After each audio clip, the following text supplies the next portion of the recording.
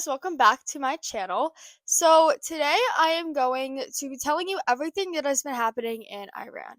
Now, I know usually I do my recaps, like weekly recaps, but instead I thought this week I'd talk about Iran because honestly, there's too much going on to just do a brief little summary. This is like a full length. There's so much into it. There's so much to talk about, and I really want to talk about it because this is something that I definitely feel passionate about.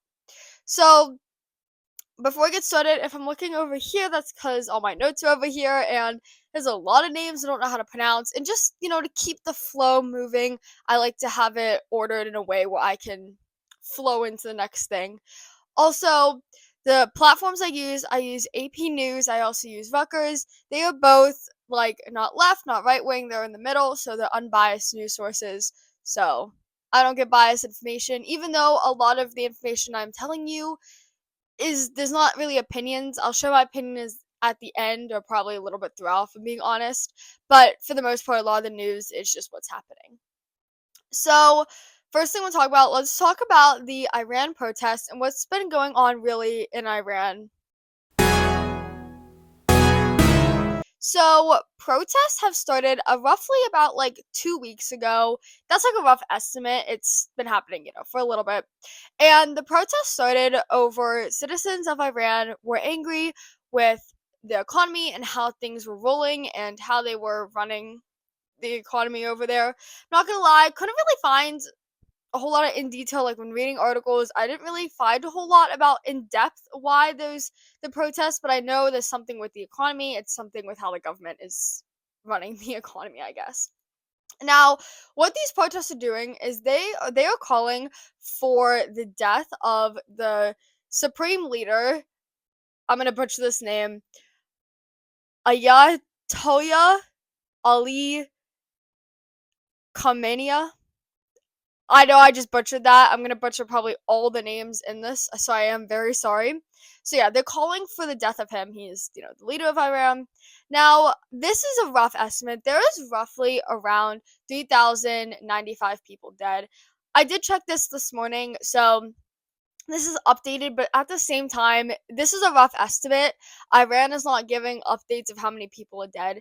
This is based on like activist groups, and it's not gonna be 100% accurate. So just know this is a rough estimate. Could be more, could be less. I'm not really sure. So basically, the Iranian state TV quoted an official and said that the country had a lot of murders in it, and that the reason they're not releasing and they didn't release a death toll earlier was because of how gruesome and how injured and just how violent the deaths were with this protest. Now, this was a statement that was made after the death toll was released by activist groups. So it's almost like a cover up. The Iranian government is kind of like, oh, yeah, so yeah, that's why we didn't do it, because the deaths were so brutal. It's like a cover up almost, just to explain why they didn't release the death toll earlier and why it took other people to have to step in to release it. But it's, that's their excuse for why they didn't release it. Now, the Iranian government is under a lot of pressure due to these protests. This is one of the biggest protests in a while for, like, against the Islamic theocracy. Just want to make sure I say correct terminology. But it is the biggest one really since 1979, which is a long time. That's a while. That's a while ago. So it's been a hot minute since, there's been protests to this extent. Granted, there's been protests, there's been things like that that have been going on in Iran, but not to the extent of where it's at right now. There's other countries getting involved. This is a big deal. It's really big. I'm just gonna scroll down. So another thing that is occurring right now in Iran is the internet is down. You know what I mean? There is like no internet in Iran. And due to this, some Iranians are going to Turkey, which this is what I saw this morning actually. Some of them are going into Turkey using internet, and they'll come back to Iran. And what Turkey said is they said that they honestly haven't seen an influx in Iranian refugees coming into their country either. So it doesn't seem like there's any influx of people leaving Iran than normal, according to what Turkey was saying. So, but just people going over there to use the internet. because there's no internet in Iran. Everything's shut down.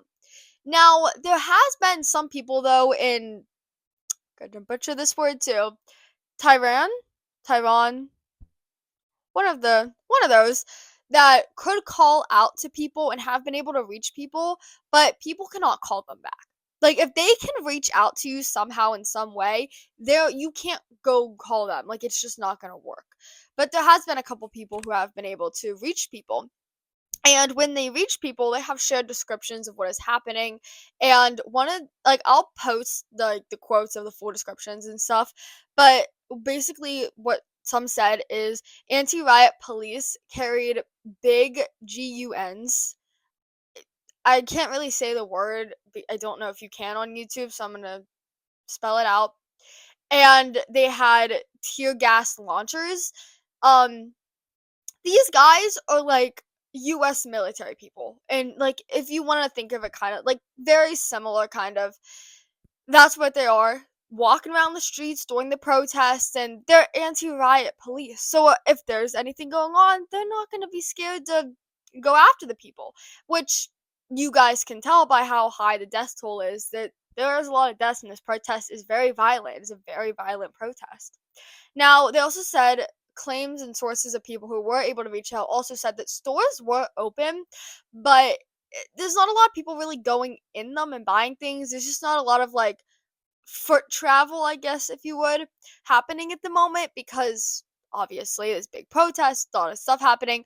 But the stores are opened, and people can go in them. They just, it's not, that's not what people are really worried about right now. Obviously, they're getting necessities, but they're not going shopping.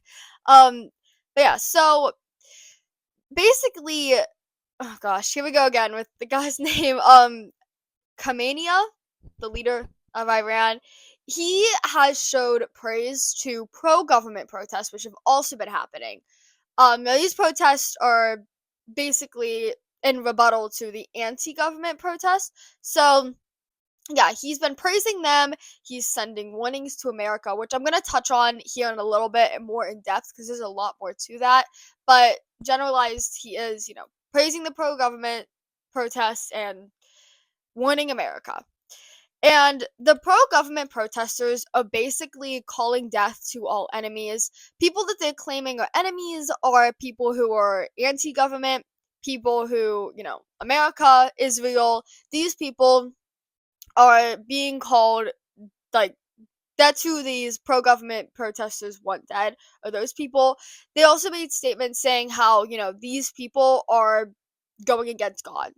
You know what I mean? They are going against God, America, Israel, the pro-government people. Like, that's what their claim is. That's what these, like, pro-government protests are basically pushing out to people and telling people. Now, this is where, this is, like, next thing I'm talking about is the US involvement with it, because the US has been very, very involved. So basically, Trump made a tweet on Truth Social after the death toll number came out, and this is exactly what he said. I'm gonna look over here. He said, Iranian patriots, keep protesting, take over your institutions. I'll, have the whole thing over here. By the way, to all Iranian patriots, keep protesting, take over your institutions if possible, and save the name of the killers and the abusers that are abusing you. You're being very badly abused. If the numbers are right, now I hear 5 different sets of numbers. I hear numbers, look, 1 death is too much. But I hear much lower numbers, and then I hear much higher numbers. But I say save their names because they'll pay a very big price. So hours after he posted this on Truth Social, he did say that his administration is waiting for the exact death toll number before they do anything. They want to, they'll see the number, and then based on that number, that's how they're going to proceed in moving forward. Nothing has officially happened yet, technically. Like, we didn't do anything, we didn't go into Iran yet, but this is what has been said. Now, the Iranian Supreme National Security Council stated that they see Trump as one of the main killers, and to the people of Iran. So they're basically kind of, I don't want to say blaming Trump, but kind of blaming Trump a little bit, which I I don't get there. I think they're just trying to pass the blame on someone else, obviously.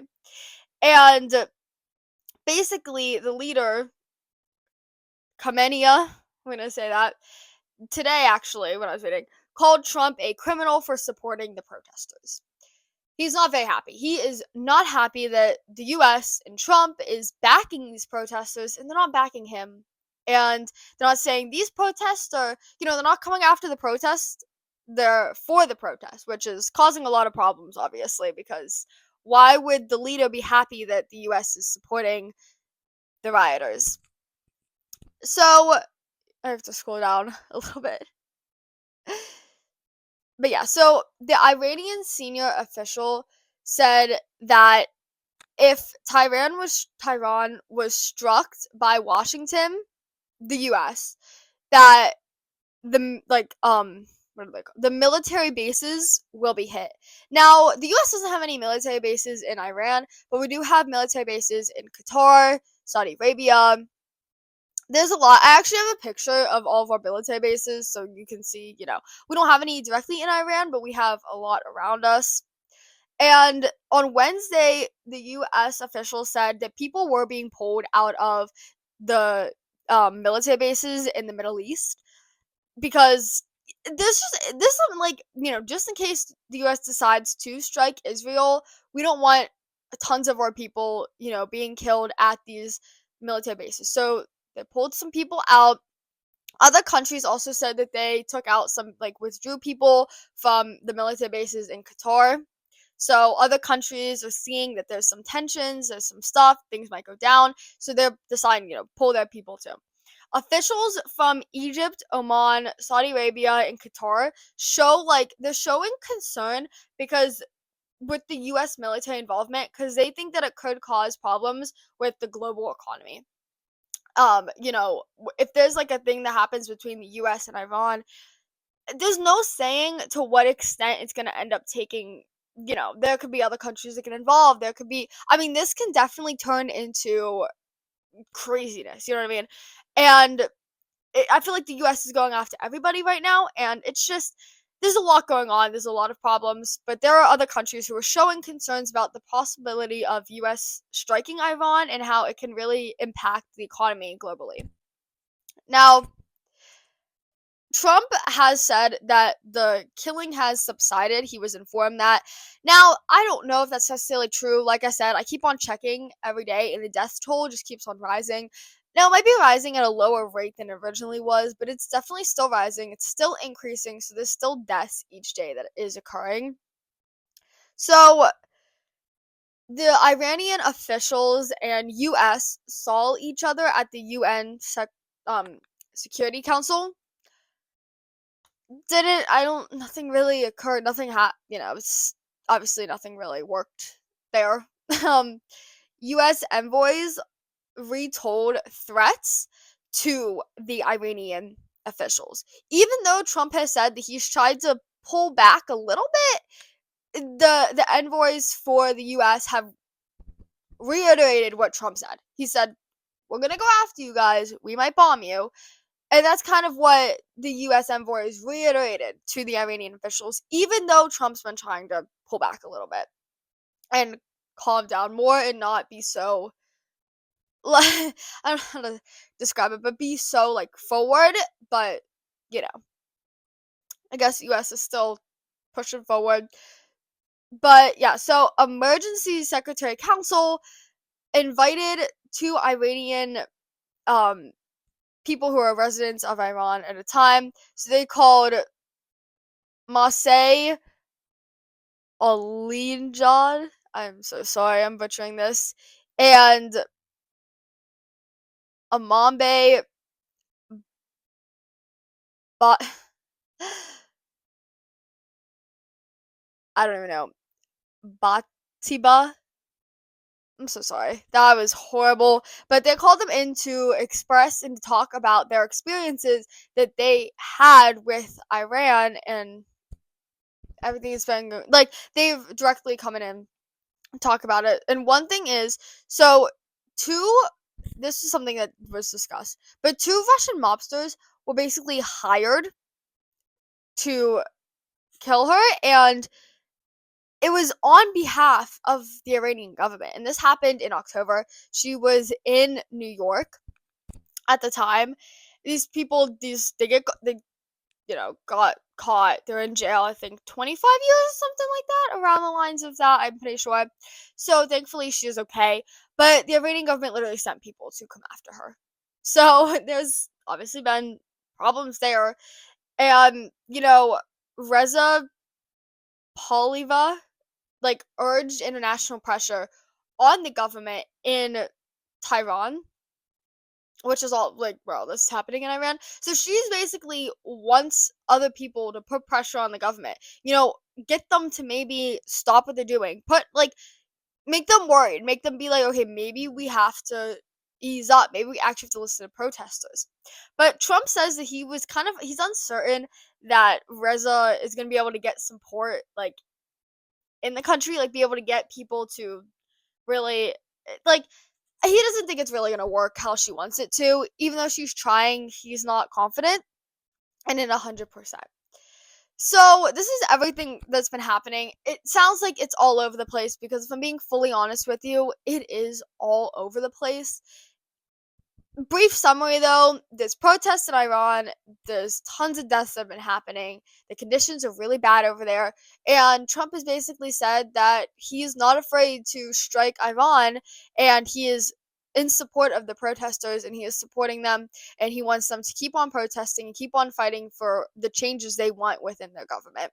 And obviously Iran is not very happy with that. They don't want the US supporting these protesters because it's a big country backing the protesters, and it causes more pressure on Iran. And Iran did say too that, hey, if the US gets involved and they strike us, we're going to strike military bases, which is now bringing other countries into it. That's just a little brief recap because I know there's a lot of information and so much, honestly. So, what are my overall thoughts on the situation? It's obviously horrible what's happening in Iran. There should not be around 3,000 deaths. That is ridiculously high. These protests were only going on for 2 weeks. Even if they were going on longer, that's still way too many. And I just it's horrible what's going on.